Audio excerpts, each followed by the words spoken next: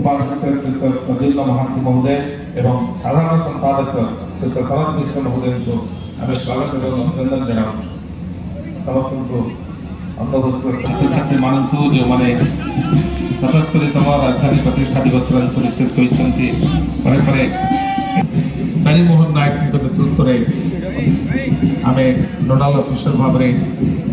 समस्त छात्र छात्री को जो मैंने कार्यक्रम अंश विशेष हो आज से अभिनंदन जनाऊँ जो मैंने आज कार्यक्रम अंश विशेष हो जयदेव कॉलेज नहरकंठा प्रदीप कुमार साहू के नेतृत्व में